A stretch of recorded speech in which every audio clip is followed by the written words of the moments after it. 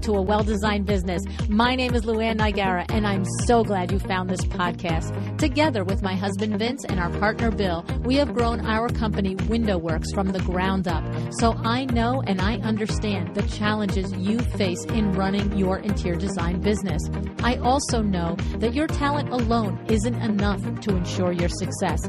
So on this podcast, we talk about strategies and practical steps to help you grow your business.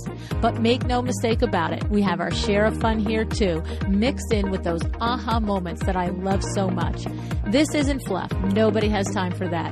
Whether you are a new interior designer or a seasoned designer, I am here to help you create and to manage the kind of interior design firm that you dream of.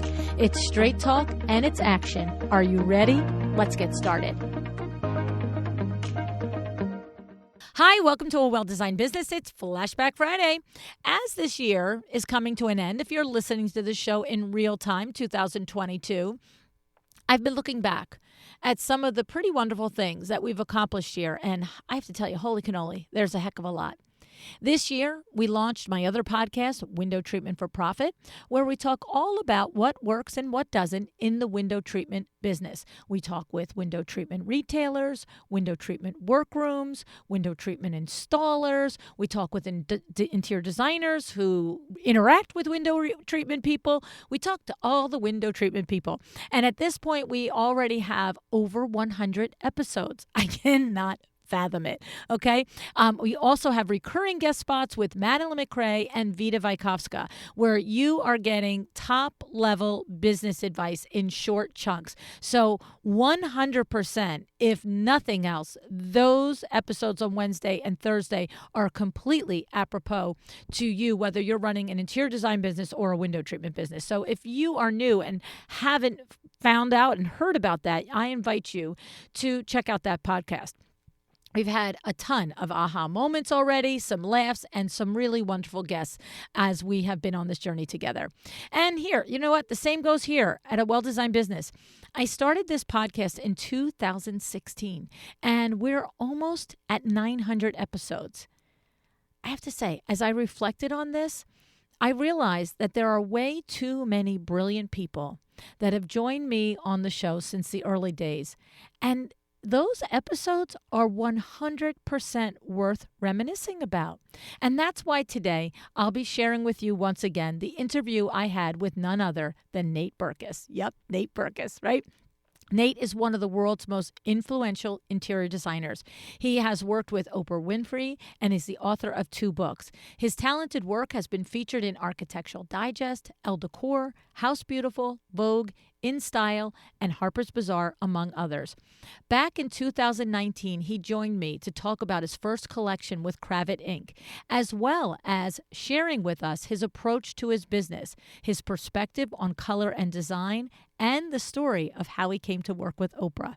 This is a conversation I was honored to have at the time, and frankly, I was a tiny bit awestruck in the process. I'm not going to pretend to you I wasn't, but I am very happy to share it with you again. And especially if you are a newer listener to the show, this next series of Flashback Fridays is designed for you, so you might not know what's all the way in that back catalog, and for you if you've been on this journey the whole time, just to bring and recall to you some of the more iconic interviews that we've had. So thank you for listening today. Now, we're going to play this episode as it aired originally back in 2019, and then I will join you after the show for a new outro. Here's what Nate has to say.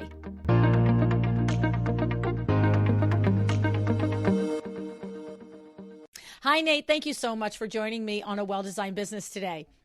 Hi, Luann. This is so nice to be here. Thank you for having me. I'm delighted to have you, Nate, and I'm so thankful and happy that our friends at Kravet made this introduction for us and set this up that we would get a chance to connect. And the reason for that is because you have a brand new launch coming out with Kravet pretty soon. I was hoping you would give us a few minutes and talk to us a little bit about this new collaboration for you.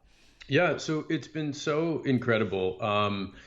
The Kravet team is, it's such a huge powerhouse and cornerstone of the design community. And they're so civic minded and they're so talented and they have the best archives. And so the launch of the fabric to the trade, for me, is a new venture. And I thought I kind of had that under my belt before I met them and started working on this collection. And then I realized I didn't have it under my belt at all because they had access to some of the most beautiful historic textiles.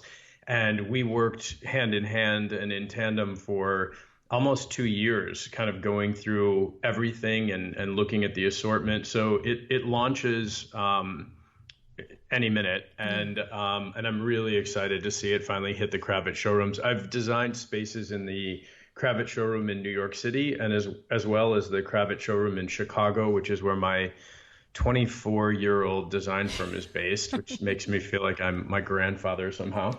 But we've had a really good time doing it, and they're just a terrific family and terrific people, and so it's heading out the door soon, out of the mills, and will be available to the trade at Kravet showrooms across the country and online. I know. I'm so excited for it too. I was reading about how you were in their archives and you were getting some inspiration from some of the documents that they have there. That's an amazing place. I've had the privilege of going there and seeing that myself and having Scott show me around. Yeah, it's so cool. And, the funny thing, too, is that, I think that their design team is very, very well versed and educated and brainy and creative. And I think that when I first walked into their office, they were like, oh, great, another TV decorator. Here he comes. Not going to have any ideas. And I was like, well, I really am interested in like the Viennese secessionist movement, and I'm interested in the Wiener Werkstatt, and it's a part of history that connects to my family a little bit. And what do we have about that, and what kind of patterns? I'm not great with a multicolored pattern because I don't typically use them a lot in my designs. And we needed a pattern like that to sort of set the cornerstone. And the collection's called Well Traveled, and I'm on my 4th passport. So it's been a really organic process. And they actually, I think, decided at some juncture that I had a brain. And I was like, this is so great because I like you guys too.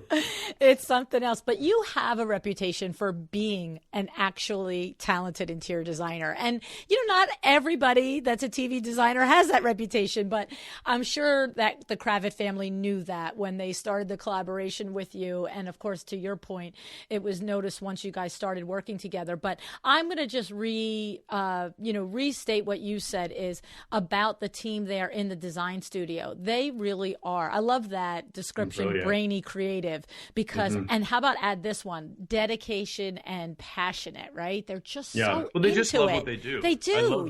I love being around anyone that loves what they do. That's I the don't truth. care if it's a chef or a surfer or I just think when you have that kind of passion around what you do, you're never bored and it doesn't feel like work. That's the truth. And that really does come through when you work with them. I've had the privilege of interviewing quite a few designers that have collections with Kravet over the last couple of years. Candace Olson, Barclay Butera, a couple of others come to mind, but the point, David Phoenix, and everyone echoes the same sentiment. And I have to say, when you are in that archive and Scott Kravet is telling you about the pieces, it's like a college course, right? It is. It really is. Amazing. So we're really all looking forward to seeing this collection. Again, it's called Well Traveled, and it's going to be coming out this summer 2019. And I can't wait to get the books in my showroom. I'm so excited, and it's so perfect for me, Nate, because Window Works is just doing a complete renovation of our showroom. We've just teared down every single window treatment. We've knocked down walls,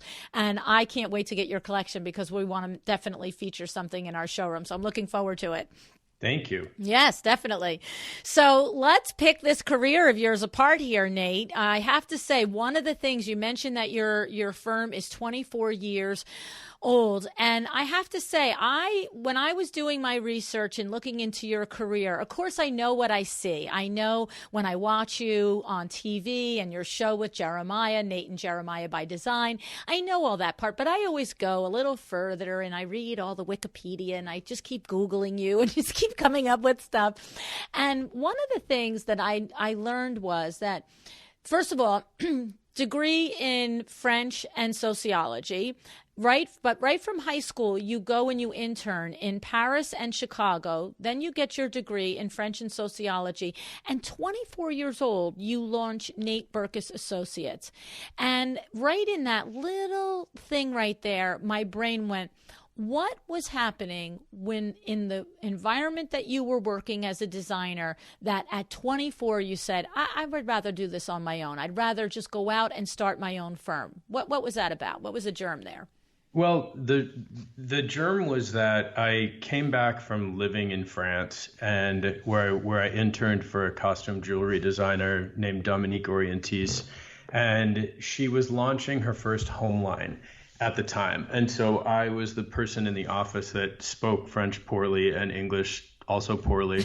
And she was booking appointments with all the editors. And so the greats came in to see Dominique's collection. I met Wendy Goodman for the first time there as a 20-year-old showroom rep. Yeah. And it just was an incredible experience. And when I came back to Chicago, I started working full-time for the auction house, Leslie Hyman Auctioneers, where I had interned the semester prior. And I worked there for about a year and a half, and I realized that I loved being around furniture and I loved being around decoration. My mother's an interior designer, so I sort of grew up with wallpaper books and everything around at our feet, and our home, our family home, in constant flux, creatively and aesthetically. And I just thought, you know what? I don't want to work for anybody else. I'm not great at it. I don't like being, I don't like waking up at really early in the morning and rushing to a meeting. It's actually funny. Leslie had this policy at the time at the auction house that every Monday morning there was an 8 a.m. meeting. And if you were late, she took $5 out of your hand. She would just stand there with her hand out. Wow. And, at the time I was 22 years old and $5 was like lunch that day. Yeah. And I owed her $5 every Monday. It was never like I didn't show up. I didn't swan in at 11 o'clock to be fair, but it was like 8:03, 8:04, 8:01. I just couldn't get there. And it was, it was something that in the end, Leslie became really helpful because I had met all of these people in Chicago, which was a great city at the time to start a design firm in.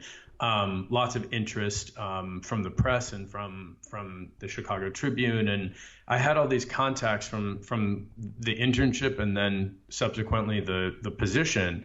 And I loved working there. I just thought I can do this and I should be doing this. And then I don't have to make it anywhere Monday at 8 a.m. if I don't want to. I love that. I'm going to ask you about how your own design firm runs in a minute. We're going to come back to that. But I have a question on that right in there. I thought I can do this. So, you have this feeling, I can do this. And were you prepared for more than I can do the design side? Were you prepared for the business side, or did that take you a little by surprise? Here's how I thought of it. And I know for your listeners, I mean, when I hear and people come up to me all the time and they want to either branch out on their own or they want to leave their job and start their own design firm or become a designer. And the truth is this. At the time, I was making $23,500 a year. My paycheck every 2 weeks was like $700. And I thought to myself, how hard can it be? How bad can I do that I wouldn't sell $1,400 in profit a month on helping somebody with one room even? Okay. How could it be that bad? And, I set out because I didn't have goals of having licensing and publishing and 25 people working for me and working all over the world. That came much, much later. But what I set out to do was create a company that culturally felt right, that I worked with people that I enjoyed. I'm still friends with everybody that has ever really worked with me in any significant way. I wanted to build a place where people's strengths were celebrated and their weaknesses we were honest about. So, I'm terrible at rugs still to this day. I don't do it. Somebody else in my firm does it because I can't get the size right. I can't get the pattern right. So rather than keep trying, I'm like, forget it. Like you're great at rugs, Lauren, you should be doing it. So, we've had it from day one, a very honest dialogue as I started to build the team out. But again, I had I known what payroll tax was going to be and Hmm. 401ks would be and dental insurance and health insurance and all of these things, I'm glad no one sat me down and said, this is going to be what you're going to have to face, Mm. as soon as you start making money, because that sounds really daunting and scary. I think you just have to go out and make the decision to do it. If you feel really passionate about it and you feel like you can do it, set the goals at a place that feel reasonable. Mine were $700 every 2 weeks in profit, and figure out how to move from there. Because the issue with design in general as an industry is that everyone thinks that they're a designer. You look on Instagram, you look on social media, and I think that's great. It's bringing more eyes to the industry. People are passionate. There's a universal truth that no matter who you are or where you live, everyone wants to live better, and I believe that. But there's a business side to running any company, no matter what it is you're doing. And that, I think, was the ultimate thing that I knew from day one, that I was going to run it like a Fortune 500 company, and that I was going to service the clients in a way where they felt like they were dealing with sort of a 4-star service environment. And that was as important to me as the creativity that was coming out of the office. So I love that in there. So you from the beginning, I love the couple of things that you were setting out to have to create a company that culturally felt right, that the strengths were celebrated, and that you knew that you were setting your eyes on creating an environment of quality and client experience. It sounds like when you say a fortune, Always, right? Okay. always. Okay. So, and don't you think that that is as important as it was 24 years ago? Nate, do you believe that it's even more important now in this day of the interior design world, where e-commerce and retail and trade and wholesale are all so mixed and melding together? Because I go around the country and I speak to interior designers, and I just was in Palm Springs last week at the IDS conference, and a designer raised their hand and said, what do you have to say to us when clients can source what we're sourcing? And I said, Yep. and my answer is, forget the commodity, deliver the experience, right? And so tell us a little bit about that. Give us some hope there, because I don't think they're believing me. Maybe they'll believe you. No, I mean, I think that they should believe you, Luann, because I think that the truth is that, there's a lot of people out there with great ideas, and there's a lot of creativity out there in the world. And there's also, and I know this for sure, not one correct choice for a room. There's 10 billion correct combinations and beautiful combinations. And there's a lot of factors that go into all of those creative decisions and selections of every single element down to the cabinetry hardware. But there's not one right way of doing it. What there is one right way of doing is being honest, admitting your mistakes, making sure that you're transparent and that you're communicating constantly, and that the experience is something that even when something goes wrong, because we all know a lot will go wrong throughout the process, you're managing the expectations of the client to the point where they're anticipating as well the mistakes that are going to come down the pipeline. And I know it seems counterintuitive to say, oh, you need to, get your clients to anticipate the mistakes. But I say to people in the beginning of every new design project, guys, I've been doing this for almost 25 years now. There is stuff that's going to come in wrong. There is a number that's going to be transposed on an order, and you're going to get a baby chair, and we're going to take it back and we're going to fix it. But you have to be your word. You have to be your word in everything. You can't separate who you are professionally from who you are personally. No one's interested in bullshit. And everyone is smart enough to know when they're being lied to.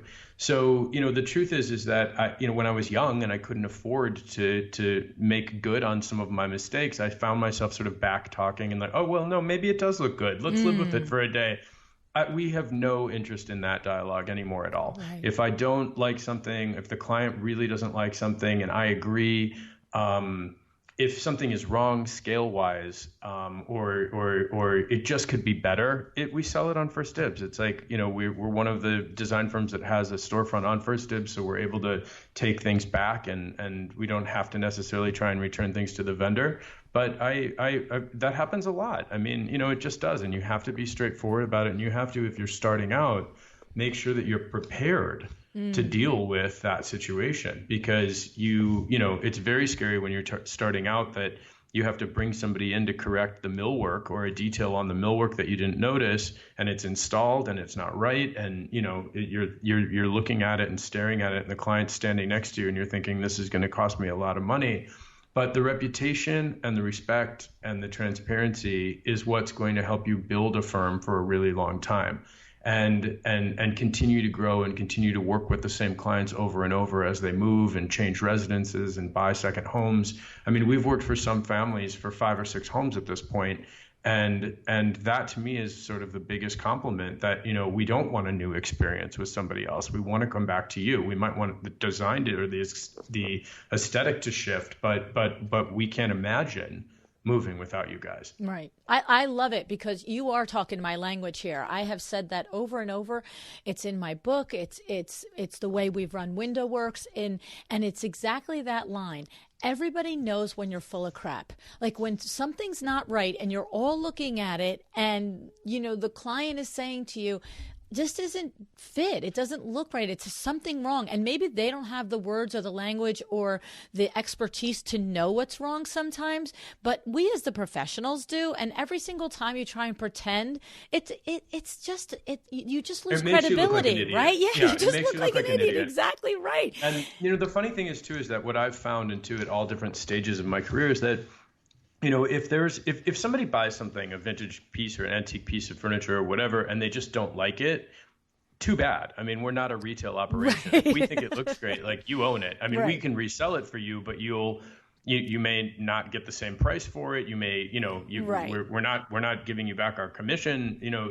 That's we're not getting. You're not going to take advantage of us, right? No, that's an adult agreement was made. Let's keep it. Absolutely, right. It's by contract.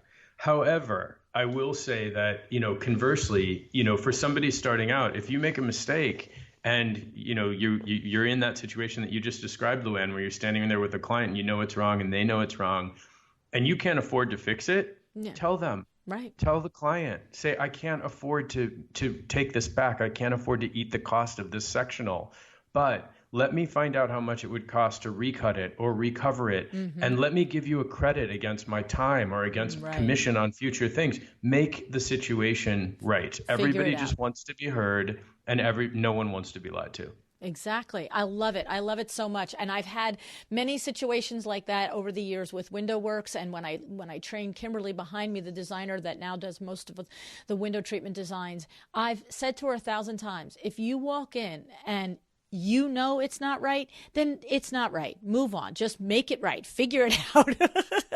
Totally. You have to. And it is a good lesson, Nate, for you to bring out and to share, because when we are in business many years, and we realize looking back how many times that has done, to your point, created a loyal customer for life, we understand, as painful as it is, not only to lose a couple dollar bills, but to swallow there and be the big girl, the big boy, and say, yep, made a mistake here, I own it.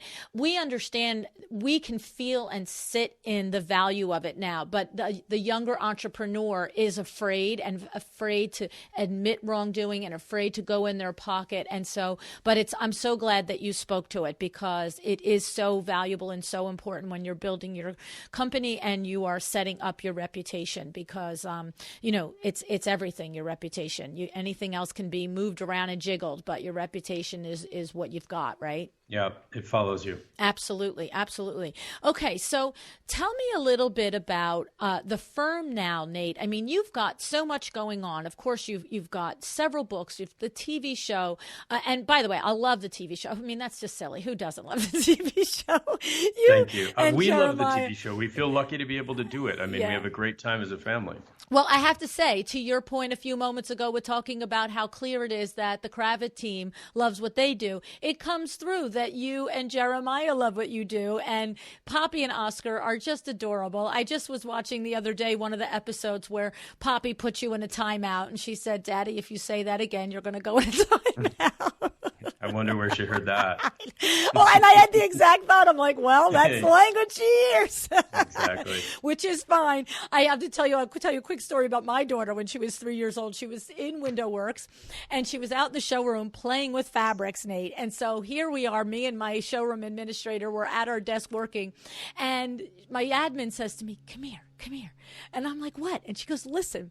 And there's my 3-year-old, and she's walking around in the showroom, and she's taking a fabric book, and she's going, oh, did you want to see this fabric? Oh, okay. And she's doing this whole so pretend cute. thing, right, Nate? But here's what she does. She does this whole pretend thing on about showing a fabric and trying to find the right one. And she says, oh, you don't like that one? Oh, okay. And she turns around. Oh, you don't like that one either? The third time she walks away from this invisible client, and she says, honestly, some clients just drive me to drink. No. Wonder where she heard that. Exactly. And Darlene looked at me and she's like, you better relax. That's amazing. That is amazing. It is like burned in my memory. That was 27 years ago. That is adorable. So fun. So fun. Anyway, so we love the joy that you and Jeremiah share and the joy that you bring to the clients on your TV show. It's absolutely amazing. And I have to say, I have to thank you for it, because so many of my listeners have just told me how much the two of you inspire them, your whole career, how your whole career is inspired so many of the designers listening, but now this show is continuing to inspire them. And so, just a hats off with that. Tell us a little bit about the firm in Chicago. You now are living in New York City. Am I correct with that, right? We're living in Los Angeles, but we're in the middle of a move back to New York City. Okay. I can't keep up with you, I got to tell you. I can't keep up with me either. I feel like a crazy person. Exactly. Okay. So, but the firm is still based in Chicago, and Lauren is your design director of design there, right? Correct. Okay. So tell us a little bit about that team, because there's a nice lesson in there, I'm sure we're going to find, about managing a firm that is, this well known, this many years in business, and that you are not boots on the ground in the same city every day. Tell us a little bit about the structure and how it works. So, I would tell you that the truth is that I think that it's a global economy and a global marketplace. And we see that with sourcing for every design project that we work on. We're pulling trims from Mexico and fabrics from Venice and vintage lighting from Denmark and wherever. But I don't think it matters where you live anymore. I've been out of Chicago as my residence for over 10 and a half years, and the company is 24 years old. And there's two things that allow me to be able to do that. One is Lauren Buxbaum-Gordon, the design director, and her team that she's assembled underneath her, who we've worked together now for almost 14 years. And there's an infinite amount of trust, and she'll send me what she knows I need to see. We start every project out together with the creative sort of inspiration and sort of a brainstorming session. That's supported with images that go back and forth and materials that go back and forth and ideas that go back and forth until we're ready to assemble a presentation to a client. Some of them I go to and some of them I don't. The firm's done homes for people whom I've never met. But the truth is that at this point, Lauren will send me a final presentation 2 to 3 days before it goes to the client. I'll comment or I won't. I mean, sometimes I think it looks amazing. And then certain things, there's always something I have to say just to be annoying.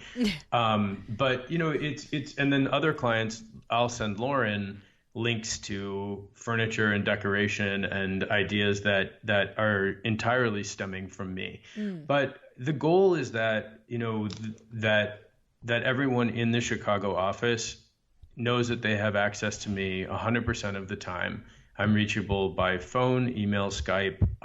They're welcome to mail me anything, send me anything, email me any links if they're feeling, unclear about something. If a process is getting too intense, if a client is upset, it's still my firm. And so I have to make sure that they feel supported and protected. And I'm a bit of a mother hen with everybody that works for me. I don't let clients speak to them in a disrespectful way because we don't speak to anyone and disrespectfully. So I tend to swoop in and fix things, which I think is, the owner of the company is something that, never goes away. There's certain people that will always want to talk to you, will always feel better when they hear it from you, and other people and clients who feel really comfortable working with the team in Chicago under Lauren's direction. Okay. So I have to ask a kind of a blunt question. With everything that is happening with, the Kravic collection, with the TV show, with your other licensed product lines and so forth, the Target thing, do you keep the design firm for truly objective money diversification? Do you keep it because it's an absolute passion to keep your hand on designing? Do you keep it as a nod to Lauren, her talent and her skills and loyalty to her? What's the deal with that? Good question. Questions. I think that, many years ago, when I was first on the Oprah show and I started with licensed product years and years ago at Linens and Things, which was my first major collection and partnership with a retailer. And then I put my first book out, which was very sort of drilled down how to book for people it was targeted towards the Oprah audience.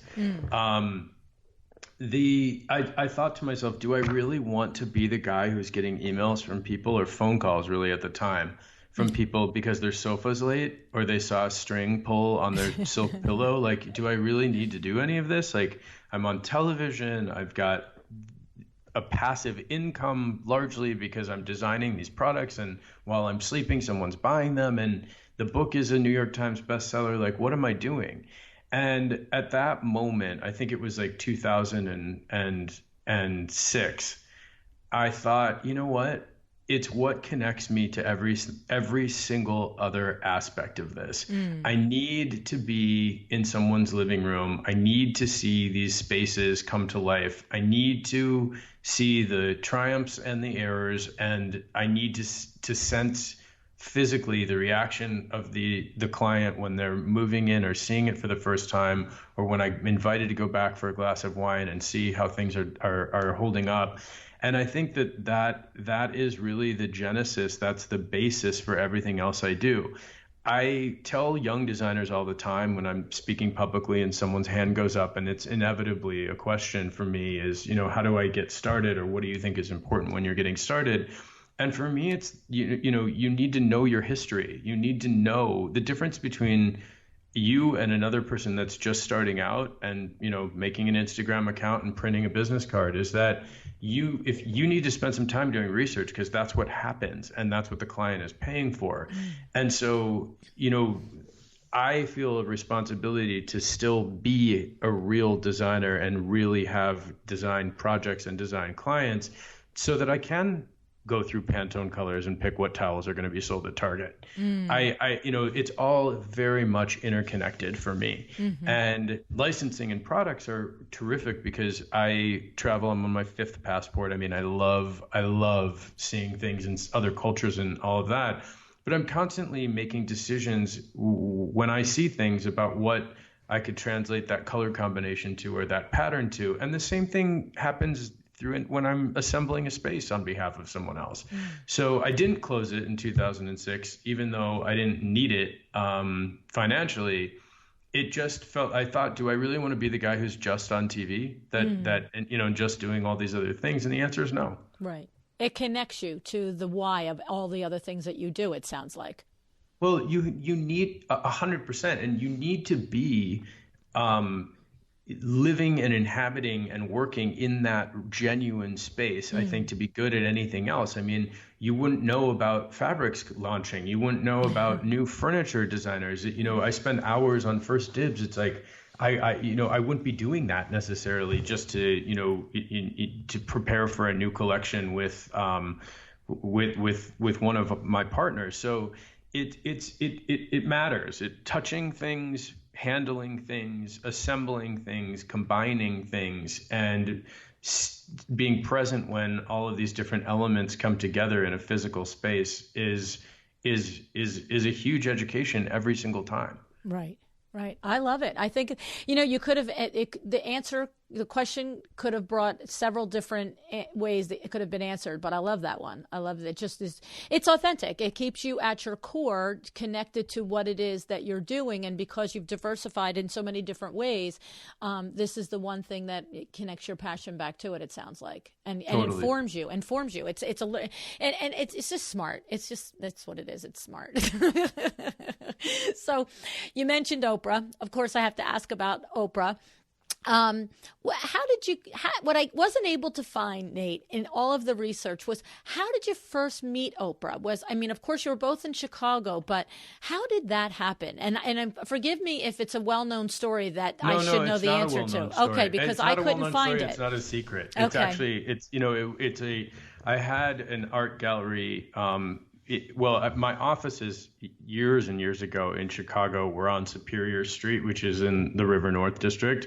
And I leased these first floor offices in a building that was filled with art galleries and furniture shops because I thought I might want that. I might want to do that. I might want to do a show every once in a while, or I might want to bring in a furniture collection every once in a while, or I might want to have an antique shop in the front of the office at some point. So it was a decision, and one of the first shows that I did in the space was the paintings of Greg Lauren, who is Jerry and Susan Lauren's son, Ralph Lauren's nephew, and he's a classically trained painter. He was engaged to Elizabeth Berkley at the time. The photographer Victor Skrybneski his office was next to mine. He was having an opening the same night.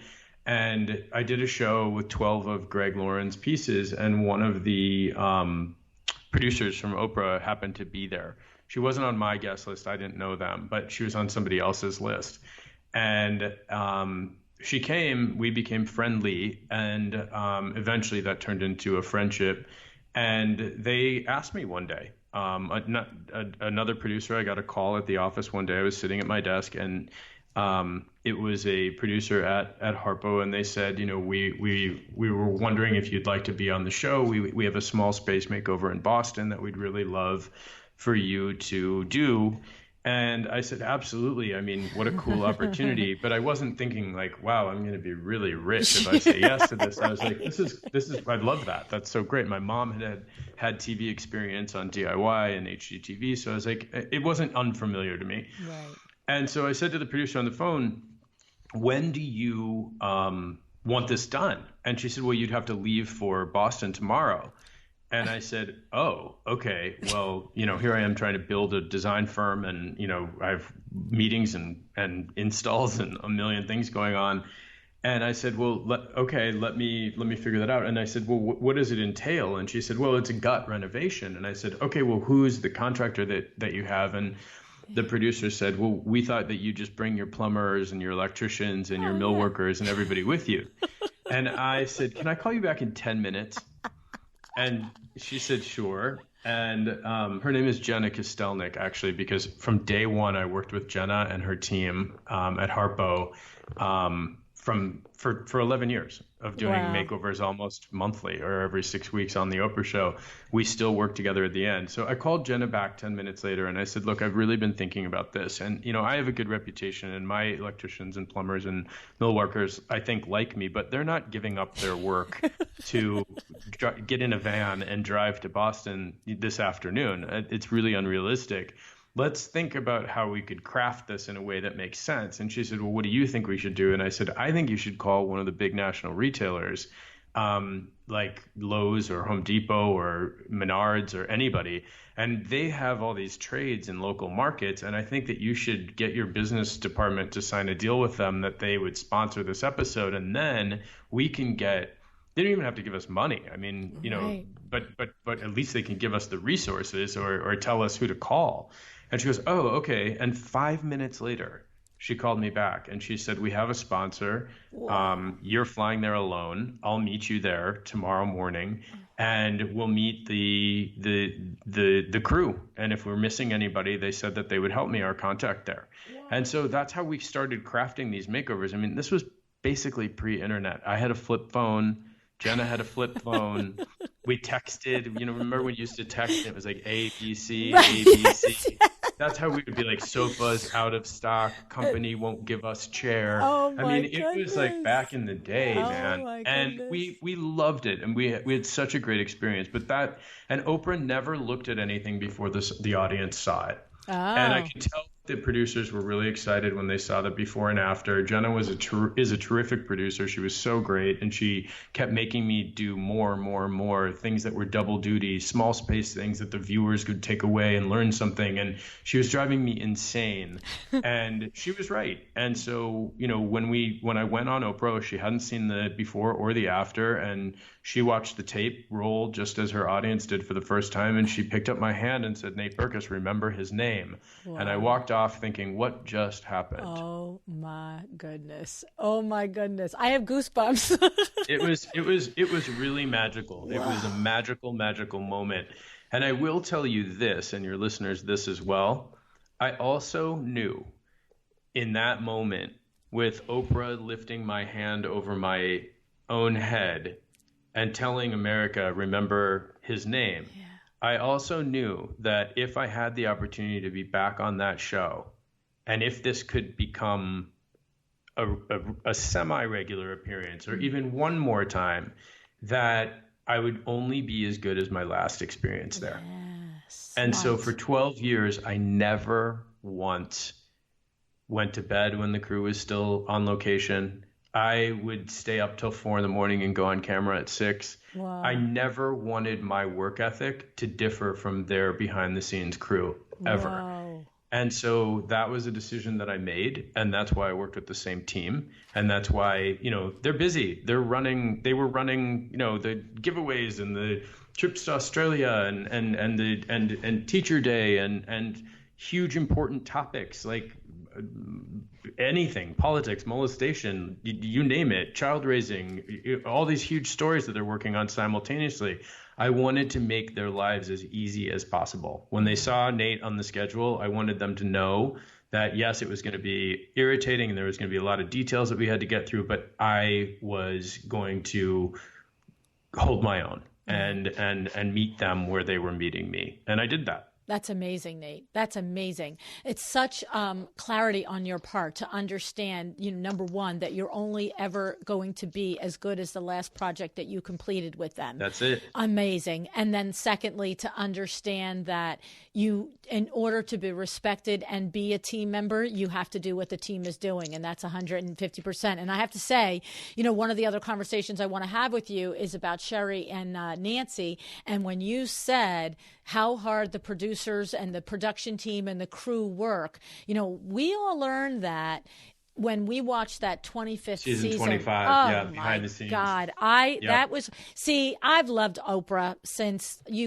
like half the people listening were in diapers, okay, and not even born, all right. And I remember when, back in the late 80s and the 90s, and just being, oh my God, I remember having the moment about Oprah that she had with you. And I don't mean to say that I'm this, seer or anything, but I mean, when it was Oprah, not Michael Douglas, Mike, what the heck is his name? The guy from Chicago with the white hair. Holy crap, I'm having a moment now. Phil Donahue. It was sure. Oprah, Phil Donahue, and there was another one that's escaping me right now because I'm so focused on this. But the thing is, there were 3 main talk shows. And I remember when she entered the fray, she was like the underdog. And these other 2 guys were like the main ones. And I just remember thinking, oh no, this lady is my lady. Like, I love her. And she just was real and authentic. And then where I'm going is when I watched that 25th season, I fell in love with Sherry like there's nobody's business. I just was like, this is one fierce, amazing lady. Yeah, she married us. She married I us. know. In New I York read City. that. I read that. Yeah, she's an unbelievable friend, and she's such a visionary and a luminary and a luminous human, and Yes. she's a good egg. Well, I have to tell you, it was last summer, I do so much podcast listening on the topic of business. It's like you keeping your foot in design with direct clients. I'm always researching business.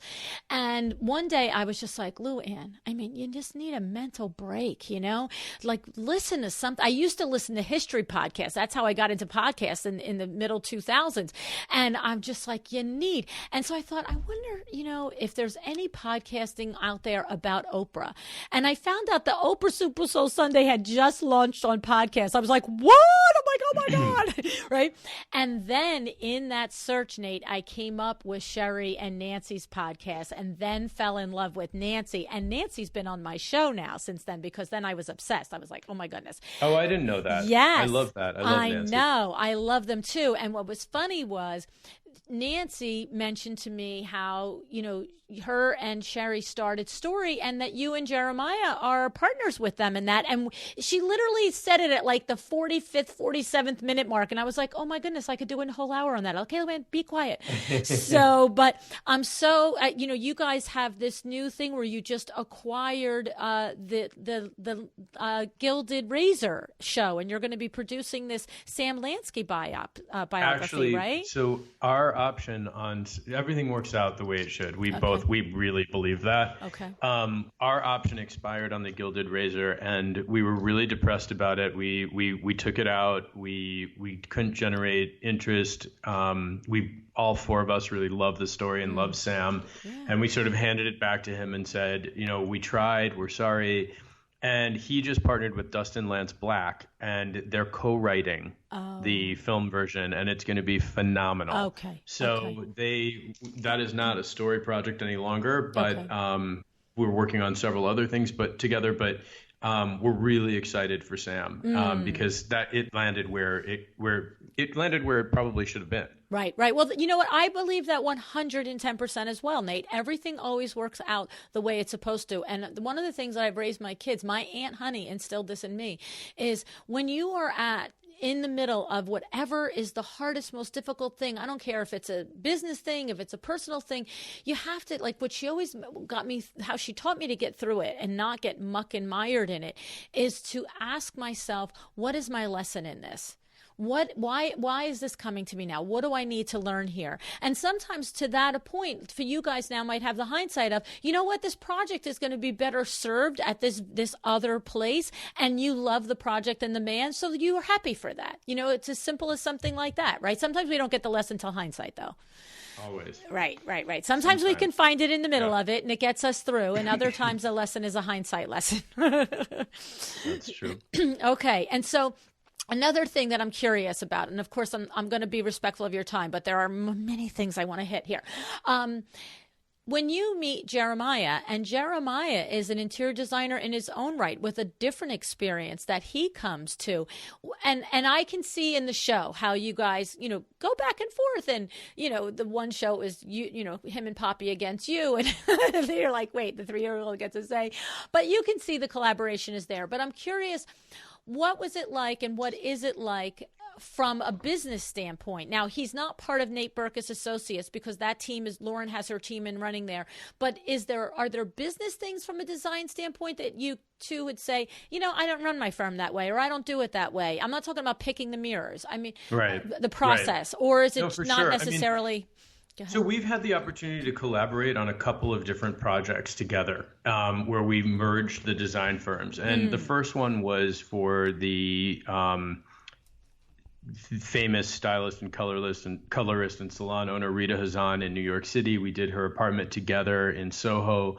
And then we worked on a project here in LA for this couple who we really love, who live behind us. And we absolutely did that together. I said to Jer for both of those projects, you know what, can we just run both of these through my office? Like, I feel like we're really organized. I don't know how to work within another system. We've spent 20 plus years perfecting the systems and the software that we use and the billing and all of this stuff. Is that okay with you? And he said, yeah, I don't care. Okay. It's starting to shift because we also now have our first licensing together for Living Spaces, which is a West Coast retailer of furniture, and it launched, recently. We've been developing it for a year and a half. We work absolutely hand in hand on the design of that. It's case goods. It's over 300 pieces in the collection, and and so with that, a lot of the creative was generated and sort of disseminated through his team in LA. Okay. We're sort of doing it like on a case by case basis. I am pretty set in my ways behind the scenes. It's much easier to have a dialogue with me about whether or not a piece is correct in the room than it is to get me off my high horse about fulfillment and accounts receivable. I'm a pretty straightforward duck when it comes to that, and I like our systems, and I like being able to punch up something and see exactly what's going on and all of that. But his firm is doing amazing. The quality of the projects that he's working on right now, the scale of the projects, the budgets that he's working with are awesome. And one of the things as a couple that we decided early on was, we're both on TV, we're both decorators, we're both, we have this similar sort of career path. I had like a 15-year jump on him in terms of, establishing myself and all of that. And he said to me, I don't want any of your advice unless I ask for it. Oh, okay. And I said, okay, I think that's great. And I felt like my mother. I was like sitting on my hands, like duct taping my own mouth closed, because I watched him, do all these things that I didn't agree with. And I thought, what's more important, my marriage or, right, showing my amazing collective experience? And I think anyone would answer the marriage. It trumps all of it. So it was hard. And then he would come to me occasionally and say, what would you do in this situation? Or how do you bill? Like, what do you do? And I'd say, well, okay, if you're asking, I'll tell you. Right. And then he wouldn't take my advice, and then he would end up taking it on some things. But I'd rather have peace than be right. That was a big Oprah lesson. Right. I always say, do you want to be right or get what you want? Yeah, right. You can be right all day, but you might not have what you want at the end of it. That's so true. We want to have peace, or we want to be right. That's it. I'll always be peace. That's so true. So that's awesome. Well, there is a little bit of a growing together in that regard, and that was what I was curious about. My husband and I are 15 years apart as well. He's older than I am, but of course I've been in business with him my entire business career. So it's a different. Yes, it's a completely different dynamic, but there still is always a dynamic when you're working with your spouse. I mean, bang, it's not all happy, and you have to like them a lot. Right. It's not just about love. You really have to like being with them. You have to like the downtime. You have to like the on time. It's not easy. I mean, but I also wouldn't have it any other way. Right. And, life changes on a dime. I love our family. I love our marriage. I love our partnership and the things that we've chosen to do together. But, I could be doing a new TV project 6 months from now. He could be doing a new TV project 6 months from now. We never know. And so we're very grateful that we have this opportunity to collaborate on what we do. And we don't think that is forever. But you also have to be very open to opportunities. When people see us together on TV, even though we have different design firms, or they meet us at a dinner or a cocktail party, or a LCDQ event, or, whatever. The truth is that, if they want to hire both of us, they can. You don't turn away money. We're not ridiculous human beings. Like, if it's a solid project and a good opportunity, you figure it out. Don't let the client see what's going on behind the scenes, but organize yourself and take advantage of what's being brought to you. Right. I love it. I think it's amazing. And before I let you go, a couple things. One of my listeners wants to know, of all the places that you've traveled, do you have a favorite? Laos. Oh, okay. There was something about culturally what was there. Jer and I had decided that when we would travel, we would always try and leave a place a little bit better than when we found it. It's an obligation. We feel that way about what we do on TV. We feel that way in our own city. And so we volunteered in an orphanage in Laos, and it was an incredible experience. And then the other side of that was this incredible Aman hotel that is in a former French colonial hospital.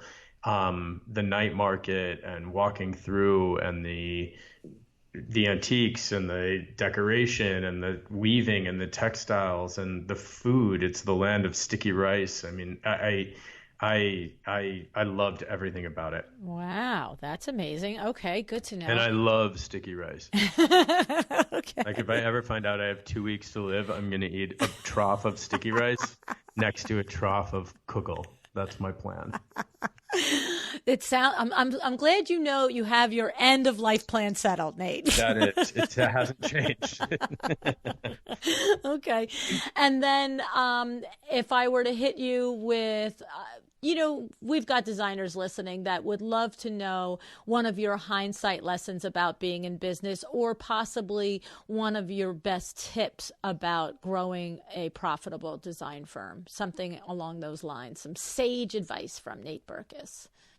So I'm not a math whiz by anybody's definition. I mean, when I remember taking the SATs to get into college, and my English score was like perfect, and my math score looked like it was a language I didn't speak. I mean, it was very mortifying. My mother was like, "What is wrong with you?" And I was like, "I don't know. I just don't get it." Oh, I'm the same way. You have to pay attention to the math. I mean, you have to, or at least surround yourself with people that do, because business is business, and you can, I when I look back on building the company into what it is today, the advice that I would give anybody is, and everyone says this and it sounds so trite, but it's so true. It's trust your gut, because even when you are sitting in a meeting and something doesn't sound right or something doesn't feel right, and there's more to the story. Somebody's motivation might feel off in a Fortune 500 company, and you're sitting in a presentation designing the collection, and something just doesn't feel right. It's not right. It's not right. And when you're meeting with a client for the first time and it seems like a little bit too good to be true, they're rich and they have no budget, and they're going to have so much fun, and you're going to, you're going to love it, and they're open. It's not. If your gut's right. telling you that something's off, it's off. Right. And move on. Right. I love it. I am a firm believer in listening to your inner voice and trusting your intuition and cultivating your inner voice and your intuition, and that your gut is absolutely right. As a matter of fact, again, when I raise my kids, and even now when I do coaching, Nate, with designers, often in the coaching session, they'll say, "Oh my God, this happened, blah, blah, blah, la, la, la. I'm not sure what I should do. What should I do?" A lot of times the first thing I say is, "Tell me what to do. What do you think to do?" Because we do know it if we sit quiet enough to listen for it, right? And the courage is just following it, right? It's totally, and it's interesting. Like I read this book recently by Gavin DeBecker, he's the security expert, probably one of the most well-known security experts in the country. And it's called The Gift of Fear. And what he wrote, and everyone should read this book. Every woman should read this book, because everyone should read this book, but in particular, women should read this book, because the book is written to protect you from bad things happening. And he said, in his years and years and years of research as a renowned security expert, and he does private security for presidents and to, you name it, embassies, like whatever it is. He said every victim of any violent crime knew it was going to happen to them before it happened. Wow. Every single one. He said the woman walking with her groceries in the parking ramp, and somebody coming up saying, "Can I help you with your bags?" And that tingly feeling. Yes. And then she, something horrible happened. Yeah. Well, ignored it. Or it was too late. Ignored it, or didn't want to appear rude. Right. And we're also afraid of being rude and appearing rude. And the truth is that, in The Gift of Fear, Gavin DeBecker says, it's not your job to take care of somebody else's feelings. If you have that feeling, you say, "Get away from me right now. I said no." Doesn't matter if you've hurt their feelings, and if you did, too bad. But if you have that gut instinct that something doesn't feel right, it's not right. And the same thing applies to every other aspect in life. We're so worried about being polite, turning down projects, saying, "I don't think I'm the right firm for you. I don't think this is going to be a good fit." But your other option is to not listen to your instinct, and 4 months later, be on the hook for hundreds of thousands of dollars of things that they just decided they don't like, or, whatever it is. So trust your gut, trust your gut in really in every aspect. Right. Well, I mean, and to your point, from a business standpoint, we get afraid to turn down a project when in our gut we feel like it's not the right project because we think, well, what are we going to do and how are we going to make money? But that project never makes money. That project always goes it always sour. Costs money. Right. It not only costs money, and if at the very least, if the most benign thing it does is it breaks even, it's not going to result in a referral. So it doesn't make you more money. Right. And it's hell and you're miserable and you look at your color ID and you don't want that person to be on the one that's calling, but they always are. Exactly. The truth is, the secret to a really successful design project is the budget is in proportion to the least amount of time. So you can take a project where it's a $100,000 budget if it takes you 3 months start to finish. Or you can take a project that's a $10 million budget, but if it takes 10 years to complete, that's not as good of a project. Right. Right. So, you have to, that's one of the things with my firm in Chicago. The one thing I do make everybody crazy is get the information, get them the information. Don't go to a meeting if there's not something that they can decide on and buy. That doesn't make sense. You're standing in front of the client, like make it easy for them. Don't anticipate what they're going to ask. Don't have a millwork meeting without a proposal for the hardware options that you want to sell them, because then you get a signature in that meeting and the order goes in and you keep the project moving. Right. It's not a leisure walk. Right. It's not busy work either. Get something accomplished. No. Don't write it down and then come back. Think about it before you're going to be in them. I'm going to see so-and-so on Thursday. This is what we're going to talk about. What things do I have with me that can result in a signed proposal? I love it. It sounds like you're first of all, by nature, you're a person who thrives in systems. I read somewhere that you describe yourself as a triple Virgo. That's a little scary, I have to say. It is really scary and impossible to live with. I can't even imagine it. Horrible. I don't even like myself. It's horrible. A triple Virgo. But that we understand that a well-run business is established by the foundation of its systems, correct? 100%. Yeah, absolutely. I love it. I mean, honestly, there are 10 other things I could go down this road, but I am just so grateful, Nate, to have this time to get to know you and to have this time to spend time. Thank you for having me, Luann. It's been fun chatting with you. Thank you, thank you, thank you. Absolutely. And so I just want to say before we go, we've got the launch for Kravic coming out. So make sure you look at that this summer 2019. It's called Well Traveled. And then we also have Nate and Jeremiah by Design on TLC on Saturday nights. And you have your new licensing launch that just came out in the spring of 2019 for Living Spaces. So check all those things out, and I'll have everything in the show notes as well. Thanks, Nate. Thank you so much.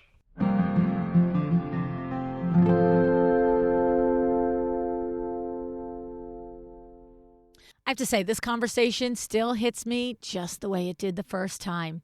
It's amazing how everything Nate said still has so much value 3 years later, right? I love that he's a firm believer in creating an exceptional client experience and how that becomes a very important part of your reputation as a business owner. This is something that I believe in deeply and has borne out to be true in the businesses that I've been a part of, Window Works, Exciting Windows, and now Luann Nigara Inc.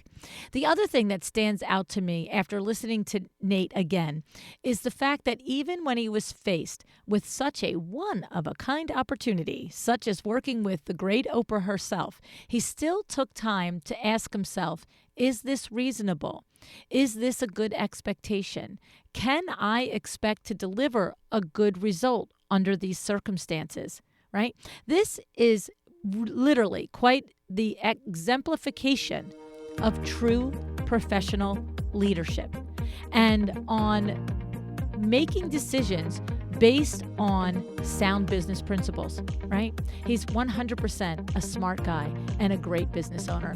I, again, extend my huge thanks to Nate for joining me way back in the day and sharing all that important information with us. And thank you for joining me again today for this replay. Have a great day. Decide to be excellent.